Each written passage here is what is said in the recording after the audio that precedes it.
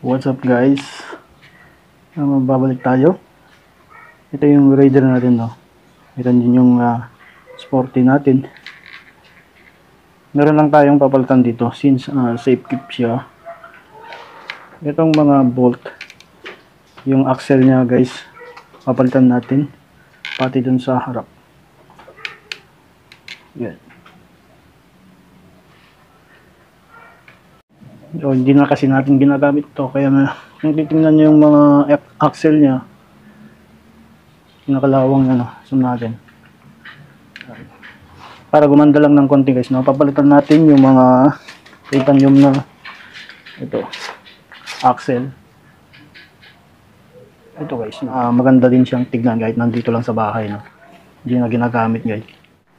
Matagal-tagal na rin hindi nagagamit tong motor na to. So medyo kailangan natin linisin lang guys, no, para maayos pa rin siyang tignan. Yan. Yung axle lang naman papalitan natin, tapos yung sa may spacer natin dito sa papalitan natin yung spacer dito sa hub natin. Nawala yung oil seal.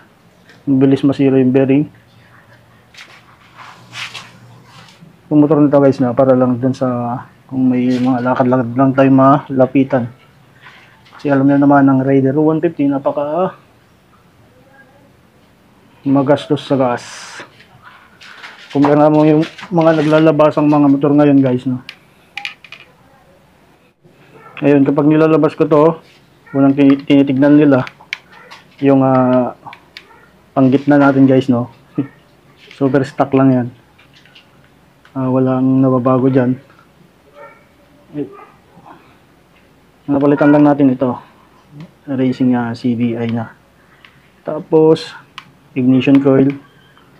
Ayun lang guys, wala na tayong napapalitan dyan maliban sa mga sinabi natin. Pati yung carb nya naka 30mm. Yung mga gumagamit ng carb, nag-a-adjust sila hanggang 30mm. Naka-stock sila ng block. May mga sentimental value, saka maporma pa rin siya para sa akin guys, no. Para siyang laruan na bikes, small bike. Ayos na ayos siya sa akin. Pag wala tayong ginakutinting, ito yung ginagawa natin guys. Yan, super stock. Stock na stock yan guys. So ito pala yung ilalagay natin, sabi ko, na yung sa hub. Spacer natin dun sa may bushing para matakluban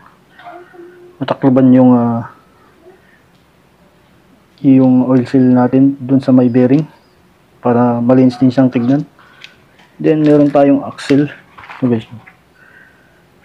Nabili lang naman natin to sa online para luminis lang tignan yung motor natin, no. Ito natin. Tingin ko ang kinakalawang lang dito ito. Pero ito parang alloy siya. Itong bolt nya kabila niyan guys. Saka ang nagustuhan ko, meron siyang lock. Then pati ito yung front natin Ito yung pang front guys, no. Yan.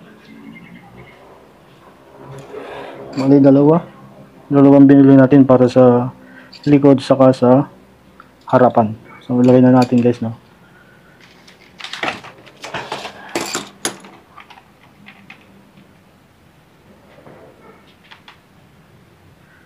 Yun, kung makikita nyo, ito pa yung original nito guys, no. Hindi ko pa pinapalitan. Pati yung swing arm nya pinipinturahan ko lang to.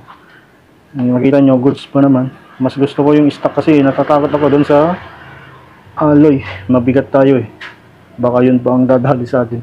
So hindi naman sa mamayabang guys, no. Wala pang accident itong Raider na to. Yan. Kasama na dun sa harapan. Palitan natin.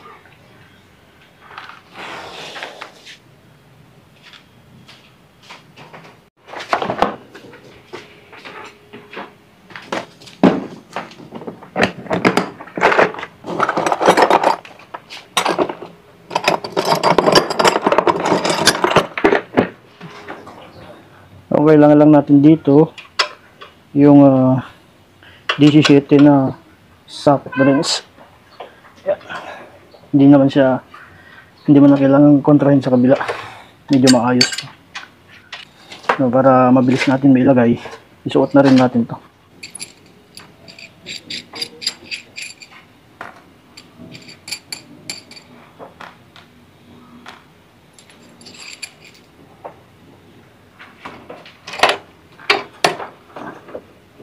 Para hindi na tayo mahirapan, no? Kasi pag tinanggal ito pa ito mahirap.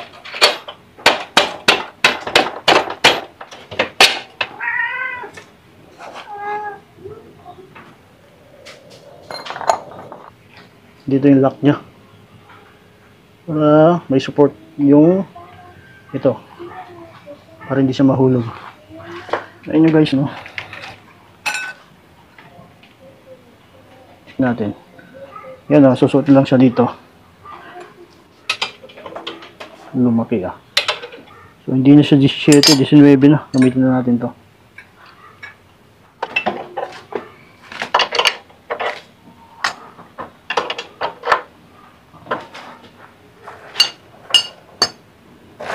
Free wheel pa guys, no? Tapos lagyan na natin to. O, di ba?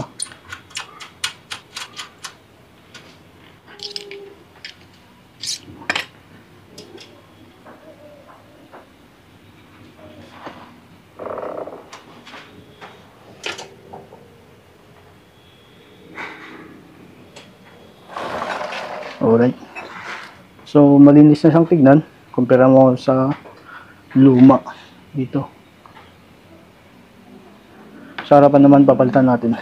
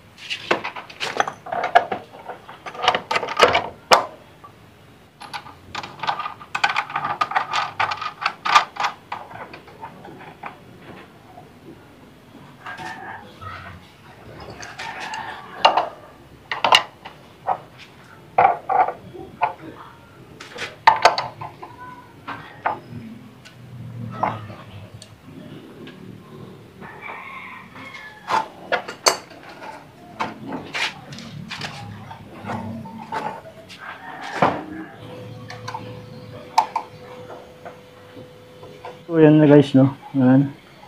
Tapos sa harapan, luminis na siyang tingnan.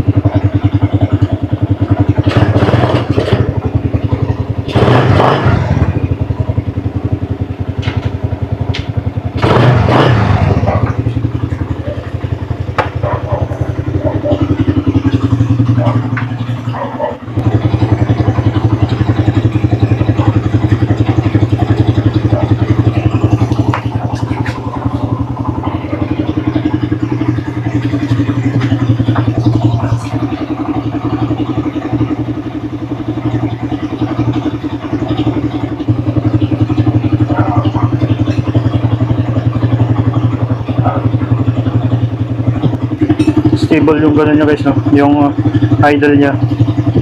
Hindi siya nagbabago guys. Wala na sila natin makita sa auto kasi wala kasi siyang battery guys, no? Nalobat niya yung battery niya. Kita niyo man, malinis na yung bolt na nilagay ko. Alright guys. So, itong vlog na to guys, no, ikuan ko lang, ipapakita ko lang sa inyo yung dating ginagamit natin na motor. Nandito pa rin siya, pati yung sporty. Alright guys, thank you for watching.